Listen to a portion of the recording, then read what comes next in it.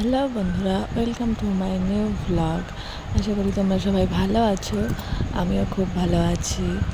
দেখো, আমি ভর দুপুরবেলা রেডি হয়ে বেরিয়ে পড়লাম। দেখ, তোমরা কি কখনো ছোটোবেলায় বাসের পিছনে বা গাড়ির পিছনে লেখাগুলো কখনো পড়েছো? খুব মজার মজার লেখা থাকে, কিন্তু আমি কিন্তু সারা রাস্তা পড়তে পড়তে আসি। তো আজকে ছিল আমার ইভিনিং ডিউটি। আমি ভর দুপুরবেলা রেডি হয়ে বেরিয়ে পড়েছিলাম, আর এই বাসের পেছনে লেখাগুলো পড়তে পড়তে আমি পৌঁছে গেলাম আমার গন্তব্যস্থলে। তারপরে সেখান থেকে আমি ড্রেস চেঞ্জ করলাম, মানে ইউনিফর্ম পরলাম। পরে তারপরে আমি ডিউটির জন্য বার হয়ে গেলাম। দেখো, ডিউটিটা ছিল আমার আজকে গাড়িতে। তো রাস্তারই কিছু কিছু ভিউ তোমাদেরকে দেখাচ্ছি।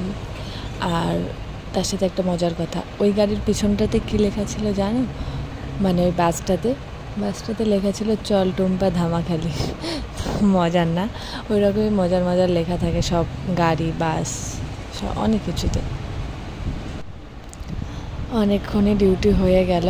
আমাদের গাড়িটা একটা বাজারে দাঁড়িয়েছিল, একটু মানে টিফিন করার জন্য সন্ধ্যাবেলা বা ডিনার যাই বলো। আমরা সেখানে এই কুলফিটা দেখতে পেলাম। দেখেই ও বান্ধবীটা বললো যে অনেক দিন খাওয়া হয় না, আমি খাবোই। আমি বললাম ঠিক আছে, চল খাওয়া যাক। তাই দুজনে দুটো কুলফি নিয়ে নিলাম। এগুলো আমরা মটকা কুলফি বলতাম, তোমরা কি বলো আমাকে জানিও। তো কুলফিটা অনেক দিন পর খেলাম, বেশ ভালোই লাগলো। তারপরে ওই কুলফির দোকানের পাশেই একটা দোকান ছিল, সেই দোকানে একটু আমরা, ও বললো ওর একটা গ্লাস কেনার আছে, ও গেল, আমিও গিয়েছিলাম।